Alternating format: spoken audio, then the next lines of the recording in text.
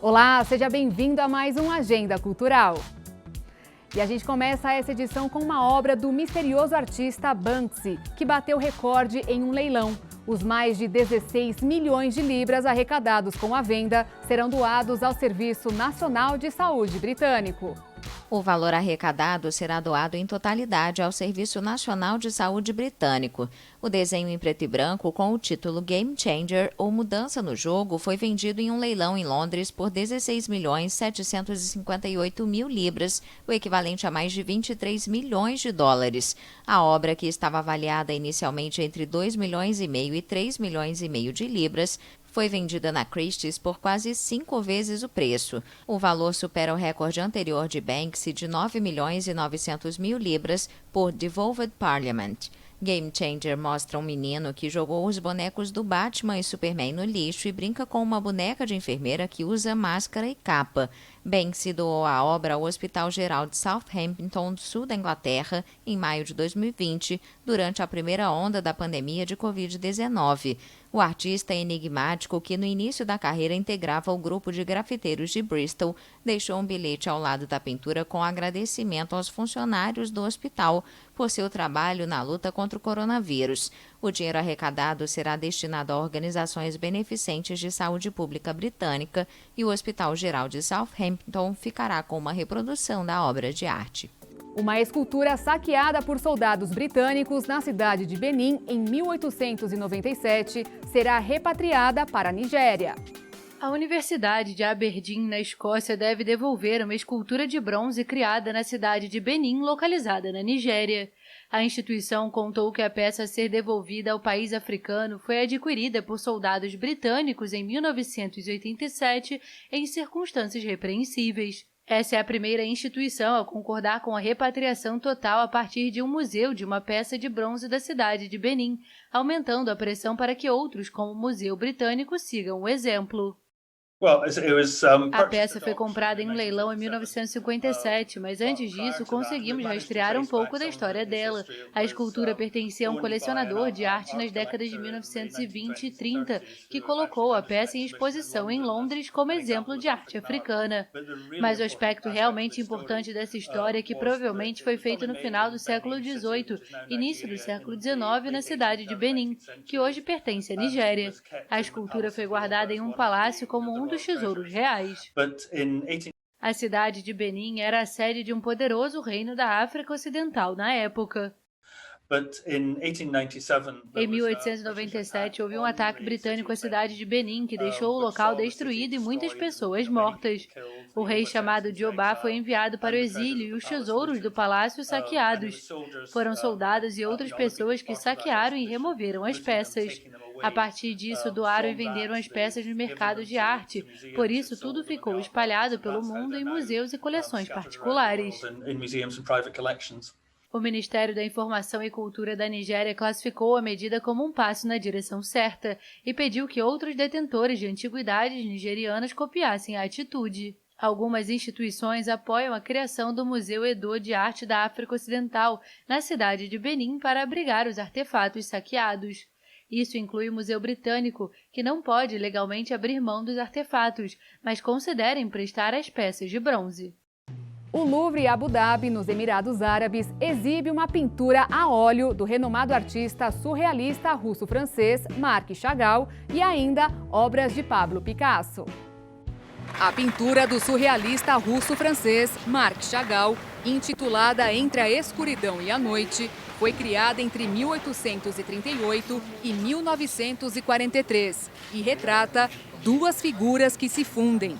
Entre as aquisições e empréstimos para o museu, projetado por Jean Nouvel, estão duas obras do pintor barroco francês Georges de Latour, uma seleção de 25 gravuras japonesas dos séculos XVIII e XIX, esculturas de bronze de Auguste Rodin e um livro topográfico do século XIV, da Pérsia, entre outras peças de arte. E olha só, você vai conferir agora a mais recente novidade nos serviços de entregas em Roma, na Itália, que são peças de teatro a domicílio. Da mochila não sai uma refeição, mas uma coluna para ajudar a atriz Michela Cesaresi Sauli a servir uma peça de teatro em um parque. Essa foi a forma que a atriz encontrou de poder trabalhar e é o que tem feito desde janeiro. Uma série de notícias que são muito impactantes. Estamos imersos em várias notícias que têm um grande impacto no humor das pessoas. E o prolongamento desta fase de emergência é algo difícil de lidar. A saúde é composta por muitas coisas e inclui também a psique. Portanto, ter contato com uma dimensão teatral, poética e musical é fundamental até para resistir a tudo isto, destaca Michela. Anche per resistere a tutto questo. A iniciativa faz parte de um projeto maior, que envolve atores de teatro de toda a Itália. A ideia partiu do ator Ippolito Chiarello e tem colhido elogios. É uma bela iniciativa. É uma bela iniciativa porque leva o teatro às pessoas, sem obrigá-las a ir aos teatros fechados, razão pela qual, por causa da Covid, não podemos mais assistir às peças teatrais, disse o estudante Luca Scorzoni. Andare a vedere spettacoli. Segundo a Sociedade Italiana de Autores e Editores, o setor cultural perdeu 69% dos eventos desde o início da pandemia e os artistas perderam 72% dos seus rendimentos. Depois de um ano com as luzes das salas de concerto apagadas e dos cenários transferidos para o mundo virtual, uma vitrine vazia em Nova York oferece um raio de esperança para artistas e público ansiosos para ouvir novamente música ao vivo. Após um ano de salas de concerto fechadas e apresentações apenas virtuais, um raio de esperança em Nova York. Músicos de todos os gêneros estão realizando concertos improvisados para pedestres no Upper West Side de Manhattan. Foi a primeira vez em um ano que o violoncelista Michael Katz pôde tocar com um acompanhamento de piano. É realmente uma relação recíproca. Precisamos do público e o público precisa de nós.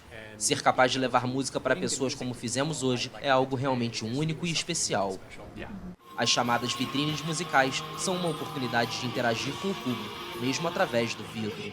A localização dos shows não é divulgada para evitar multidões, mas a série de concertos que começou no inverno do Hemisfério Norte continuará até a primavera.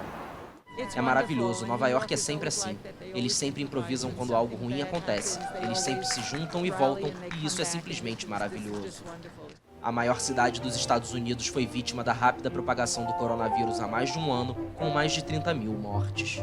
Entre os mais atingidos pela pandemia estão os músicos, que tiveram que se limitar a apresentações virtuais ou aulas online, enquanto shows eram cancelados e auditórios fechados.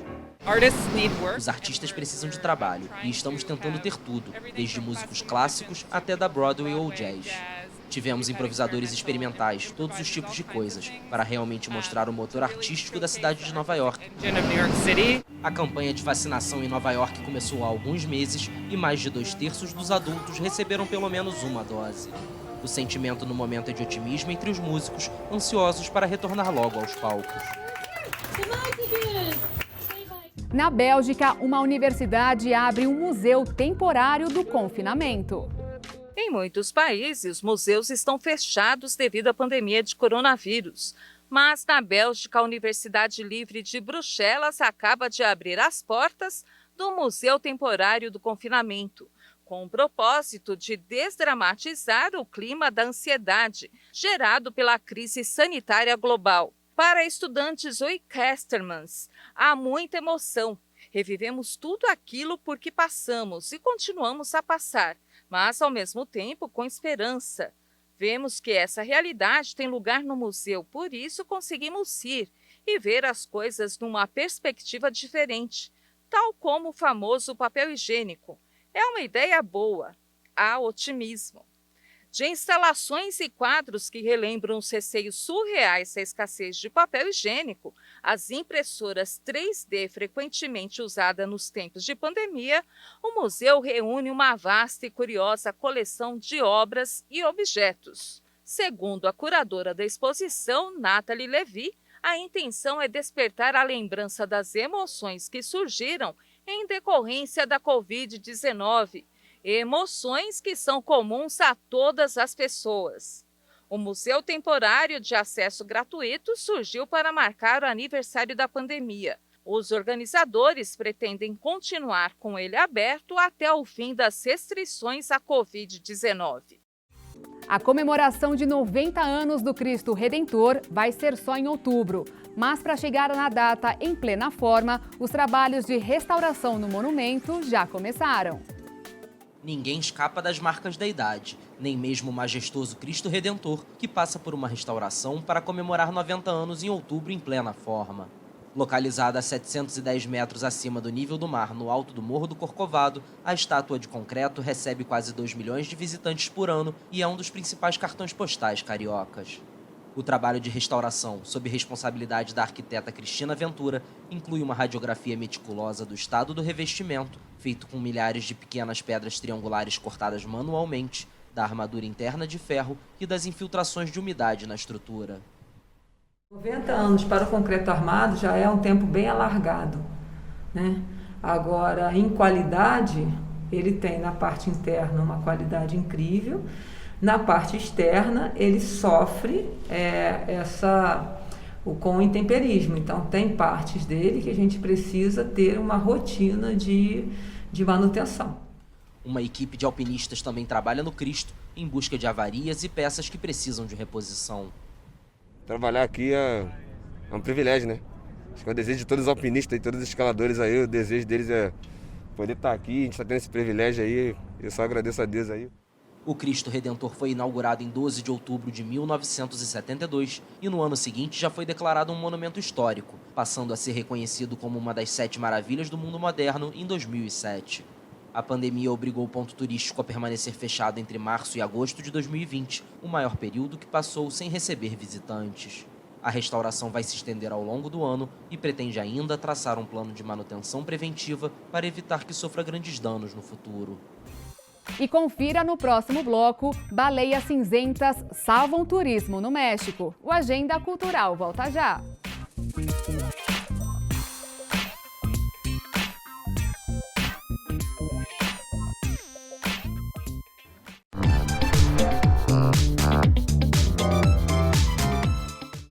E olha que legal! Os astrônomos conseguiram capturar a imagem do campo magnético perto da borda de um buraco negro.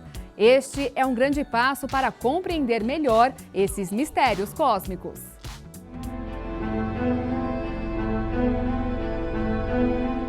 Em 10 de abril de 2019, a primeira imagem de um buraco negro rodou o mundo. Um anel brilhante ao redor de um círculo negro localizado no centro da galáxia M87, a 55 milhões de anos-luz da Terra. 2 anos depois, os cientistas sabem mais sobre a mecânica desse objeto cósmico, cuja massa é vários bilhões de vezes a do Sol. Em um artigo publicado nesta quarta-feira, eles divulgaram uma nova imagem obtida sob luz polarizada.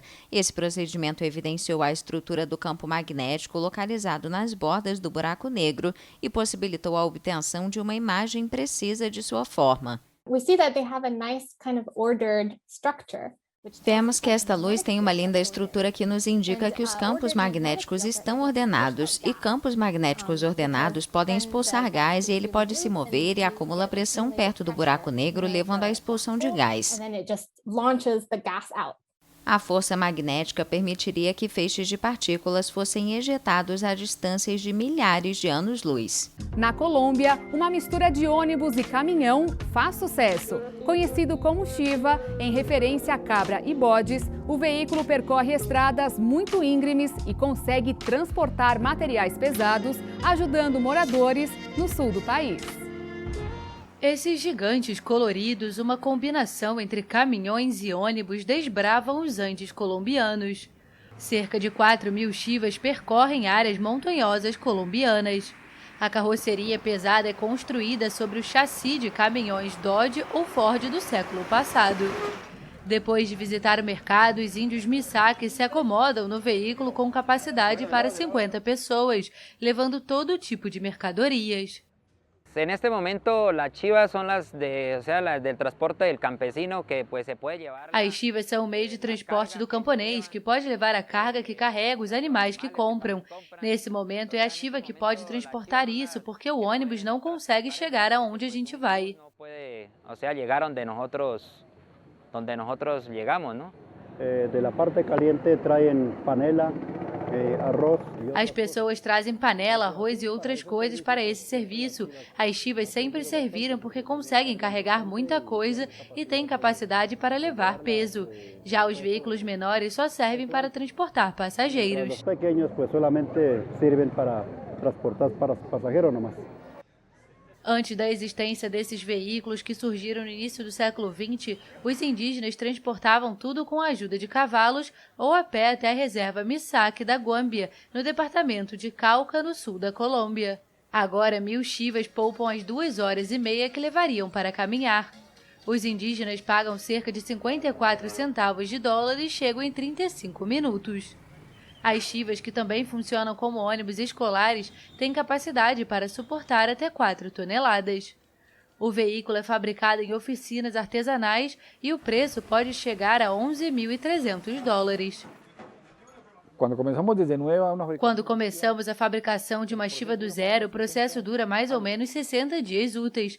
O valor varia conforme o que o dono pede. Às vezes eles querem com luxo e outras vezes um veículo simples. As chivas são 60% feitas de madeira e o resto são lâminas e muitos parafusos. Alguns acreditam que as chivas podem desaparecer, já que por causa da pandemia o preço do ferro aumentou e, devido ao desmatamento, o custo da madeira também. Por isso, os fabricantes passaram a optar por fibra de carbono ou plástico.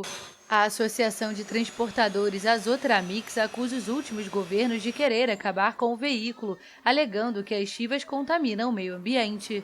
Mas a situação precária das estradas, que na maioria não são pavimentadas, garante no momento ainda muitos quilômetros a serem percorridos pelas chivas. A animação da Pixar, Luca, infelizmente teve que ser cancelada.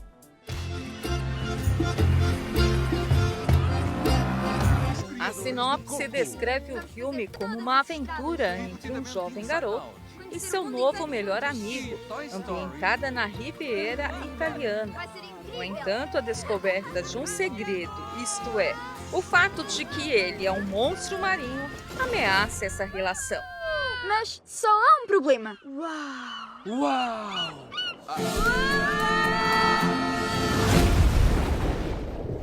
A direção de Luca é de Enrico Casarosa, que dirigiu a animação La Luna.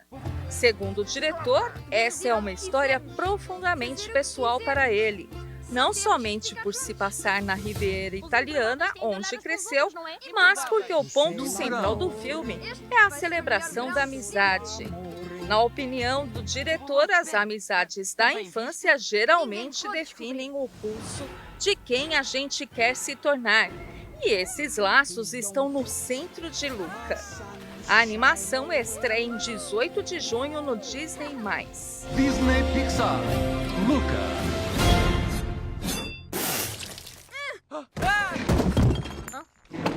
De onde é que vocês disseram que eram?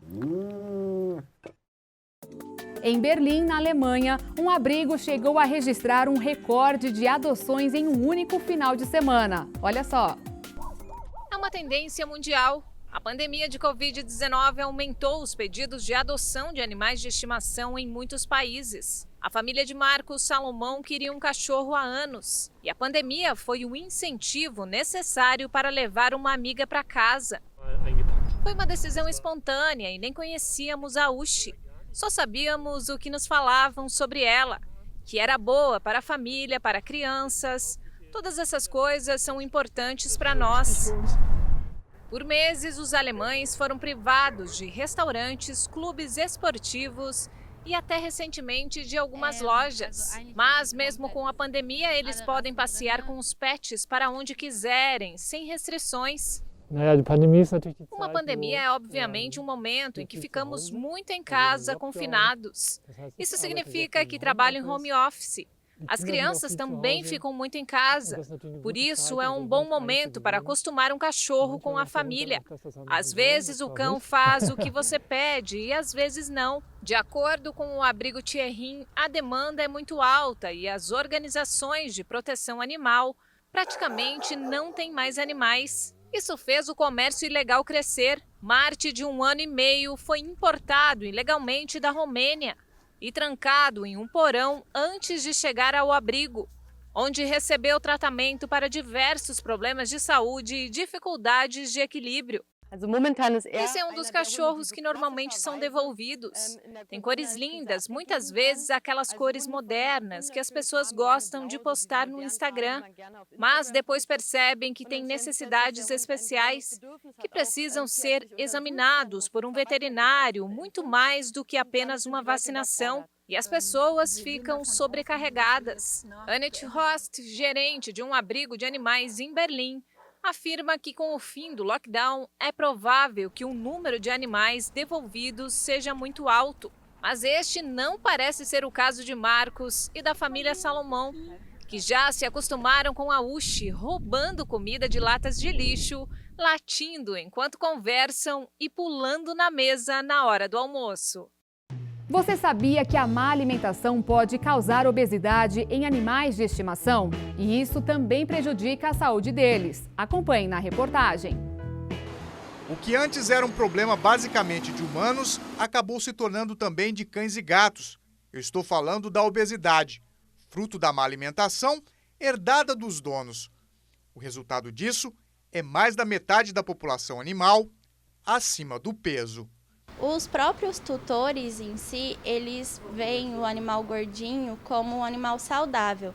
Mesmo que o animal esteja no peso ideal dele, que não é nem tão gordinho, nem magro, eles pensam que o animal está muito magro e daí acabam dando mais alimento para esse animal e isso faz com que eles ganhem peso. A partir do momento que eles ganham peso, o tutor se sente melhor por ver o animal mais gordinho. Além disso, os tutores hoje também, eles mimam mais os seus pets. Então, eles dão mais petisco. Petisco também não é uma coisa para ser dado em grande quantidade, faz com que o animal aumente o peso. Mistura, muitas vezes, alguma carne, alguma coisa, uma gordura na ração para influenciar o animal a comer mais. E isso também ajuda bastante no sobrepeso. Essa médica veterinária explica que a castração influencia no ganho de peso dos pets. Depois da castração, os animais tendem a ficar mais quietinhos, eles não ficam tão ativos. E reduzindo a atividade física desse animal, acaba que ajuda a aumentar o peso também. A pandemia também contribuiu para o aumento da obesidade animal. Os tutores ficaram mais em casa, até aqueles que tinham o costume de levar os cãezinhos no parque para passear, acabaram ficando mais em casa, então reduziu um pouco a atividade física desses animais. E a questão também do oferecimento do petisco. O tutor ficando em casa e o animal pedindo sempre uma comidinha, um petisco, acabou que eles deram mais comida ou mais petisco para esses animais e aumentou o peso deles também. A profissional alerta para os malefícios causados pelo excesso de gordura no animal de estimação. Tem vários malefícios. Os principais são a diabetes, que é uma comorbidade que pode surgir com o sobrepeso. Tem a doença cardíaca, que também é bem comum em animais obesos. Animais de porte grande, a gente tem que cuidar muito a questão das doenças articulares que aparecem com o sobrepeso. Em felinos, a gente tem a lipidose hepática, que é bem comum em animais obesos. Quando eles ficam doentes, ficam às vezes um dia sem comer, já surge a lipidose hepática. Problemas de pancreatite, vários problemas endócrinos também, mas os principais são esses. A médica orienta ainda como fazer o controle de peso dos animais para combater a obesidade. O controle da obesidade é feito controlando a alimentação e influenciando o animal a fazer atividade física todos os dias. Em casos mais severos, de uma obesidade mais mórbida, A gente sempre recomenda o uso de rações terapêuticas, rações light, né? E tem também algumas medicações que ajudam o animal a perder peso mais rápido. E hoje a gente tem também alimentação natural, que o veterinário vai elaborar um cardápio específico para o animal perder o pezinho que ele precisa. Hoje o mercado já desenvolve uma série de produtos para animais obesos e castrados. E existe ainda, na medicina veterinária, uma especialidade voltada à nutrição animal. Se o pet aderir o mau hábito alimentar dos donos, para voltar ao peso ideal, terá que fazer dieta. E agora pode contar até com a ajuda de nutricionista. As baleias cinzentas têm ajudado na retomada do turismo, que foi severamente afetado pela pandemia na região de Baja Califórnia, no norte do México. O México não restringiu o turismo e foi o terceiro destino mais visitado em 2020, mas acabou suspendendo atividades não essenciais, incluindo o turismo náutico. Em março de 2020, o governo cancelou passeios de barco para observar as baleias cinzas. Mas devido ao declínio na propagação do vírus, no início da temporada de vista de janeiro a abril, o governo permitiu a viagem a 30% de ocupação. Mais tarde, estendeu para 50%. Os mamíferos gigantes acabaram oferecendo um alívio aos operadores turísticos, que viram o retorno dos turistas, que sempre procuram os destinos para observar os animais. Hoje vamos conhecer o charme de Visconde de Mauá. A região no alto da Serra da Mantiqueira está cercada de rios e cachoeiras e piscinas naturais em meio ao verde do Parque Nacional de Itatiaia.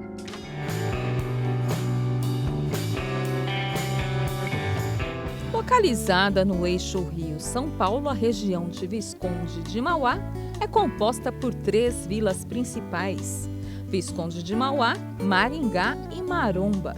O lugar é muito procurado por turistas por causa da quantidade de rios, cachoeiras e piscinas naturais de águas limpas e cristalinas que permeiam a região.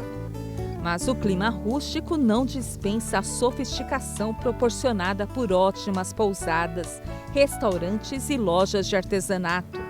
O visitante consegue aproveitar bem as atrações que as vilas oferecem, já que as principais cachoeiras ficam num circuito de fácil acesso, tanto que não é necessário guia para conhecer a maioria delas. Uma das mais tradicionais é a Cachoeira do Escorrega. Considerado o cartão postal de Visconde de Mauá, o tobogã natural fica a 3 quilômetros da Vila da Maromba. Outra opção é a Cachoeira Santa Clara, uma das mais altas e conhecidas da localidade. Além da queda d'água, há uma piscina natural. Para os mais radicais, dá para praticar o rapel. E o Agenda Cultural fica por aqui. Eu volto no próximo sábado com mais novidades. Até lá!